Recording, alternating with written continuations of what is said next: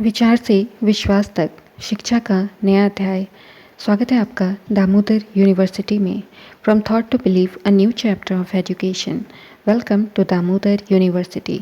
हे everyone, मैं स्मृति झा, आपकी digital mentor.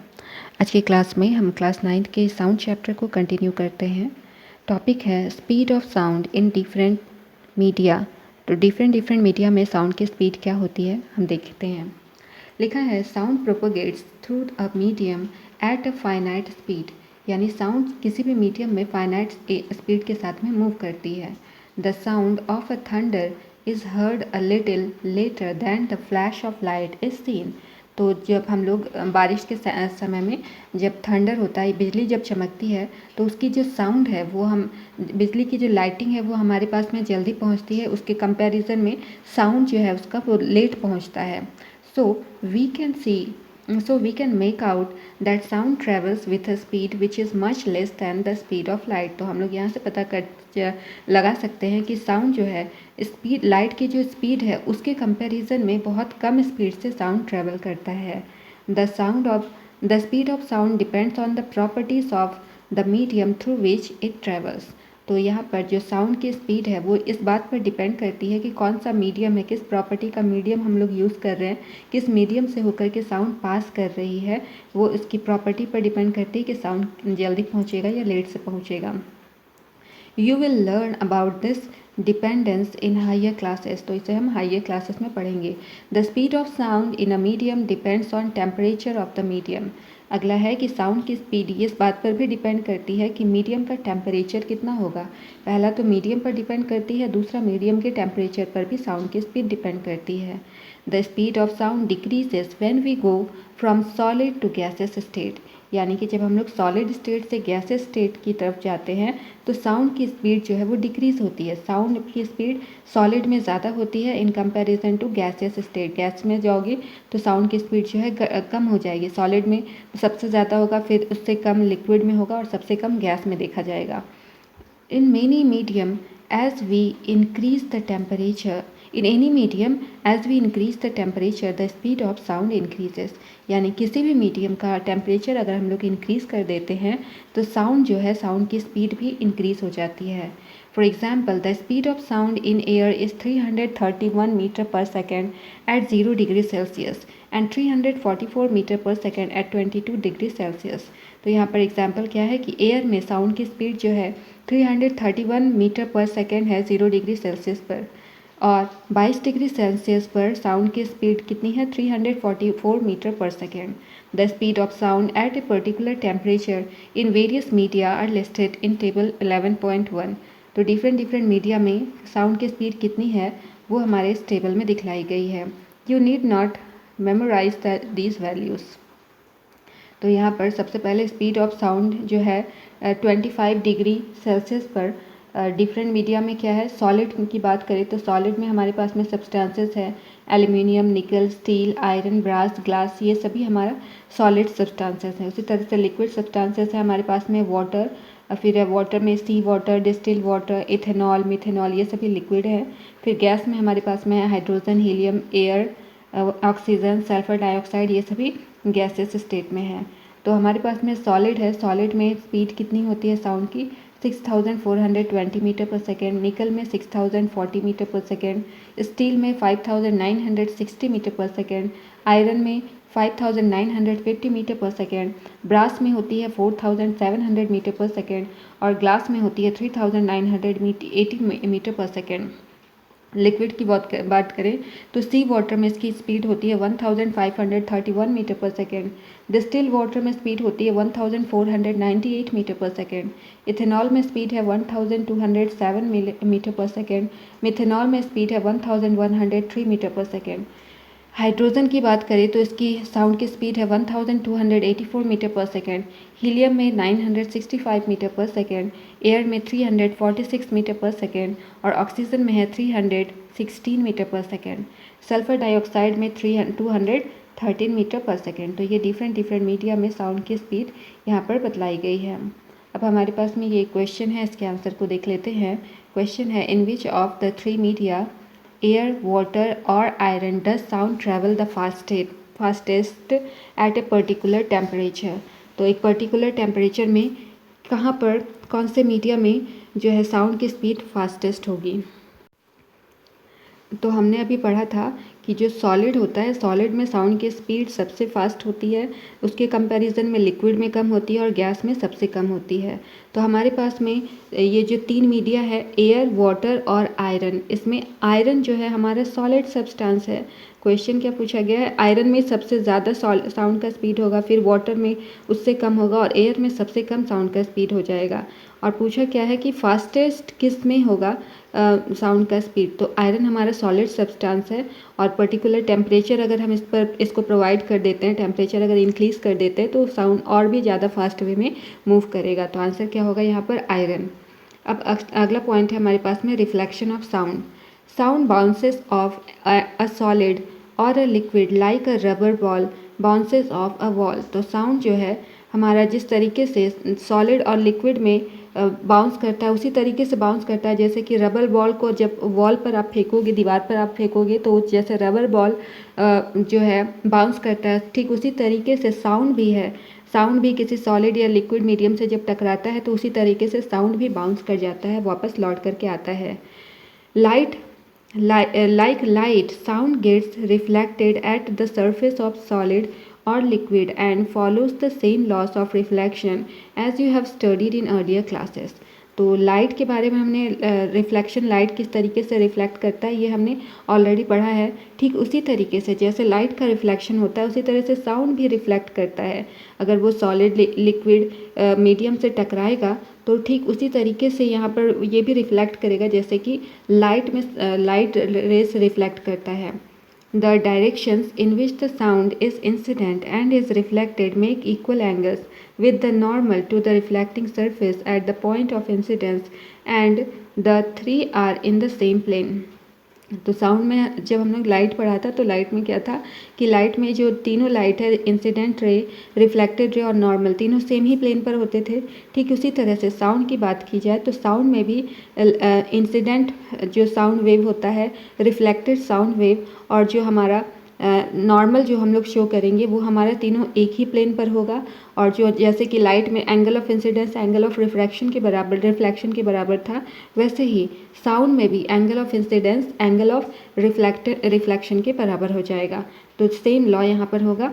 Next है, an obstacle of large size which may be polished और rough is needed for the reflection of sound waves. तो sound wave के reflection के लिए कोई भी ऑब्स्टिकल चाहिए होता है, चाहे वो लार्ज साइज़ का हो, मतलब ऑब्स्टिकल थोड़ा लार्ज साइज़ का होना चाहिए और वो ऑब्स्टिकल पॉलिश्ड भी हो सकता है, रफ भी हो सकता है, तो किसी भी सरफेस से साउंड रिफ्लेक्ट करेगा।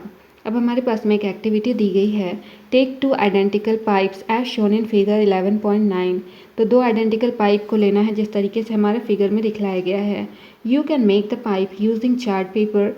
The length of the pipe should be sufficiently long as shown. तो ये जो पाइप बनाना है, पाइप को चार्ट पेपर का यूज़ करके भी हम लोग बना सकते हैं और इसको इस तरीके से अरेंज करना है जैसा कि इस डायग्राम में दिखाया गया है। ये एक पाइप है और ये दूसरा पाइप है। नेक्स्ट है, arrange them on a table near a wall. तो दीवार के नज़दीक उसको एक टेबल पर अरेंज करना है इन सारी चीज़ों को। Keep a clock near the open end of one of the pipe and try to hear the sound of the clock through other pipe.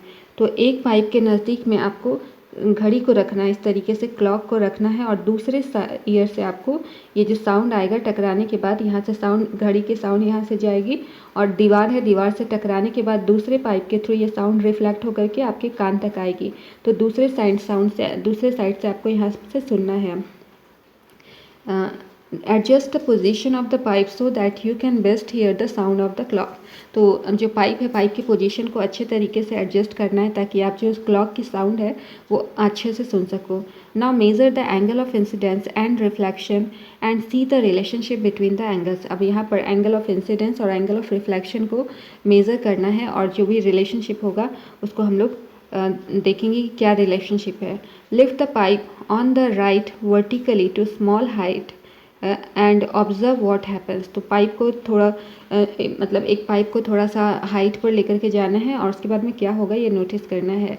In place of clock a mobile phone और vibrating mode में also भी use. तो clock की जगह पर mobile phone को vibrating mode में डाल करके हम उसका भी यूज़ कर सकते हैं। तो ये हमारा डायग्राम है जिसमें कि हमारा ये पाइप है और यहाँ पर हमने क्लॉक को रखा है और ये हमारा नॉर्मल पॉइंट है। तो साउंड वेव जो होगा यहाँ से जाते हुए ट्रैवल करेगा और दीवार से टकराएगा। टकराने के बाद में यहाँ पर रिफ्लेक्शन देखा जाएगा और कान से हमारे ये ईयर है, यहाँ से हम इसके साउंड को सुन सकते हैं। आगे लिखा है एको। एको क्या होता है? If we shout or clap near a suitable reflecting object such as tall building or a mountain, we will hear the same sound again a little later. तो अगर हम लोग कहीं पर एक मतलब क्लैप करते हैं, एक ऊंचे बिल्डिंग पे या किसी माउंटेन पर जा कर के हम लोग क्लैप करते हैं, ताली बजाते हैं, तो वो जो साउंड है, साउंड को जो ताली की जो आवाज़ है वो थोड़ी देर के बाद में आपको वापस सुनाई पड़ेगी। This sound which we hear is called echo. और ये जो साउंड आपने दोबारा सुना, इस साउंड को इको कहा जाता है। The sensation of sound persist in our brain for about 0.1 second. तो साउंड का ये जो सेंसेशन हमारे ब्रेन सुन सकता है, वो उसको उस साउंड को हमारे ब्रेन तक पहुंचने में कितना टाइम लगता है? 0.1 सेकेंड का टाइम लगता है। To hear a distance echo, the time travel between the original sound and the reflected must be at least 0.1 second. तो अगर इको को सुनना है तो यहाँ पर जो टाइम इंटरवल होगा ओरिजिनल साउंड और रिफ्लेक्टेड साउंड के बीच का जो टाइम इंटरवल होगा वो 0.1 सेकेंड कम से कम होना चाहिए। 0.1 सेकेंड होगा तभी हम ये साउंड को इको को सुन सकते हैं। If we take the speed of sound to be 344 meter per second at a given temperature, say at 22 degrees Celsius in air, the sound must go to the obstacle and reach back to the ear of the listener on reflection after 0.1 second. तो यहाँ पर लिखा है कि अगर sound जिसकी की speed है 344 मीटर पर सेकेंड है, इसको 22 डिग्री के टेम्परेचर पर अगर हम लोग साउंड को यूज़ करते हैं तो यहाँ पर क्या होगा कि जो लिसनर है, लिसनर तक साउंड रिफ्लेक्टेड साउंड पहुँचने के लिए कम से कम 0.1 सेकेंड का टाइम लगेगा। Hence the total distance covered by the sound from the point of generation to the reflecting surface and back should be at least 34.4 metre. तो यहाँ पर ये जो टोटल डिस्टेंस है साउंड को पॉइंट ऑफ जनरेशन से point of reflection से तक पहुँचने के लिए टोटल जो डिस्टेंस है वो कितना हो जाएगा? इसको 344 मीटर पर सेकेंड था साउंड का स्पीड और टाइम कितना लगा था? 0.1 सेकेंड। इसको मल्टीप्लाई कर देंगे तो ये आ जाएगा 34.4 मीटर का पूरा डिस्टेंस इसने कवर किया था। Thus for hearing distinct echoes, the minimum distance of the obstacle from the source of sound must be half of its distance, that is 17.2 metre. तो यहाँ पर जो मिनिमम डिस्टेंस है साउंड इको को सुनने के लिए, वो मिनिमम डिस्टेंस सोर्स और जो हमारा डेस्टिनेशन है दोनों के बीच में मिनिमम डिस्टेंस कितना होना चाहिए? 17.2 मीटर का डिस्टेंस होना चाहिए। This distance will change with the temperature of air. तो यहाँ पर एयर के टेम्परेचर के अकॉर्डिंग ये जो डिस्टेंस है वो चेंज होगा। Echoes may be heard more than once due to successive or multiple reflections। तो यहाँ पर सक्सेसिव या मल्टीपल रिफ्लेक्शन की वजह से इको जो है वो एक बार सुन पाते हैं हम लोग। The rolling of thunder is due to the successive reflection of the sound from a number of reflecting surfaces such as the clouds and the land. तो यहाँ पर जो थंडर की रॉलिंग आप लोग देखते हैं ये क्यों होती है? सक्सेसिव रिफ्लेक्शन, साउंड के जो है सक्सेसिव रिफ्लेक्शन की वजह से हमें सुनने के लिए मिलती है। नाउ रिवर्बरेशन क्या होता है? A sound created in a big hall will persist by repeated reflection from the walls until it is reduced to a value where it is no longer audible। तो ऐसा साउंड जब कि एक hall है, hall में sound जब create किया जाता है तो यहाँ पर क्या होता है कि साउंड जो है आपको सुनाई पड़ेगा, तब तक सुनाई पड़ेगा साउंड जब तक कि साउंड जितने स्पीड से आपने बोला होता है उसकी वैल्यू धीरे धीरे कम ना होने लगे। जब तक आप इनऑडिबल वे में नहीं पहुंच जाता है वो साउंड का स्पीड, तो साउंड का वाइब्रेशन, तब तक वो जो है साउंड हमें सुनाई पड़ती है। The repeated reflection that result in this persistence of sound is called reverberation. तो यहाँ पर ये जो repeated reflection दिखा जाता है इसे हम reverberation के नाम से जानते हैं. In an auditorium or big hall, excessive reverberation is highly undesirable. तो यहाँ पर किसी ऑडिटोरियम में या बड़े से हॉल में जो अगर एक्सेसिव रिवर्बरेशन जो है वो अनडिज़रेबल होती है. To reduce reverberation, the roof and wall of the auditorium are generally covered with sound absorbent material like compressed fiber board, rough plaster और डेब्रिस. तो यहाँ पर रेवर्बरेशन को रिड्यूस करने के लिए जो रूफ होती है, जो दीवार होती है और जो छत होती है ऑडिटोरियम की, उसको साउंड एब्जॉर्बेंट मटेरियल से कवर किया जाता है. और साउंड एब्जॉर्बेंट मटेरियल क्या क्या होता है? कंप्रेस्ड वे में फायर बोर्ड लगाया जाता है, रफ़ प्लास्टर किया जाता है, प्लास्टर जो होता है वो रफ़ होता है, या फिर वहाँ पर डार्परीज का यूज़ किया जाता है. The seat materials are also selected on the basis of their sound absorbing properties. तो जो भी सीट मटेरियल है उसको साउंड एब्जॉर्बिंग प्रॉपर्टी के अकॉर्डिंग सेलेक्ट किया जाता है. अब यहाँ पर एक क्वेश्चन है. A person clapped his hands near a cliff and heard the echo after 2 second. तो एक पहाड़ की चोटी पर एक पर्सन जो है वो ताली बजाता है और 2 सेकेंड के बाद वो जो है इको को सुन पाता है. What is the distance of the cliff from the person if the speed of the sound is taken as 346 metre per second. तो यहाँ पर क्लिफ का डिस्टेंस कितना होगा, पर्सन से उस क्लिफ के बीच का डिस्टेंस यहाँ पर बताना है और साउंड का स्पीड यहाँ पर 346 मीटर पर सेकेंड दिया हुआ है. तो स्पीड साउंड का कितना है 346 मीटर पर सेकेंड और टाइम कितना लग रहा है उसको इको सुनने में 2 सेकेंड का टाइम लग रहा है. तो डिस्टेंस हम कैसे निकालेंगे? Velocity into time. वेलोसिटी हमारा है 346 मीटर पर सेकेंड और टाइम है 2 सेकेंड. मल्टीप्लाई करेंगे ये आ जाएगा 692 metre. In 2 seconds, sound has to travel twice the distance between the cliff and the person. तो 2 सेकेंड में ये जो साउंड है ये 2 बार ट्रैवल कर लेगी. 2 बार हमारे पास में एक बार क्लिफ तक जाएगी और दूसरी बार में हमारे मतलब जो पर्सन है उस तक पहुंच जाएगी. तो कितना टाइम लगेगा इसको? 2 सेकेंड का टाइम लगेगा इतना डिस्टेंस कवर करने में. Hence the distance between the cliff and person is. तो डिस्टेंस निकालेंगे तो कितना हो जाएगा 692. हमने निकाला कितना साउंड ट्रैवल किया था, डिस्टेंस डिवाइडेड बाय टाइम. तो 692 डिवाइडेड बाय 2 ये आ जाएगा 346 मीटर का जो डिस्टेंस है वो कवर करेगा. अब हमारे पास एक क्वेश्चन है, इसका भी आंसर देख लेते हैं. An echo is heard in 3 seconds. 3 second में echo जो है वो सुना जाता है. What is the distance of the reflecting surface from the source given that the speed of sound is 342 metre per second. तो साउंड की स्पीड दी हुई है 342 मीटर पर सेकेंड और echo जो है वो 3 सेकेंड में सुना जाता है. तो हमें डिस्टेंस फाइंड करना है. तो हमारे पास में क्वेश्चन में दिया है साउंड की स्पीड है 342 मीटर पर सेकेंड और टाइम दिया हुआ है 3 सेकेंड. तो distance is equal to speed into time करके हम लोग निकाल सकते हैं. तो speed distance is equal to speed है 342 मीटर पर सेकेंड और टाइम है 3 सेकेंड और इसको मल्टीप्लाई करेंगे तो ये आ जाएगा हमारा 1026 मीटर. ये हमारा डिस्टेंस हो गया. Thus the distance between the source and reflecting surface is equal to.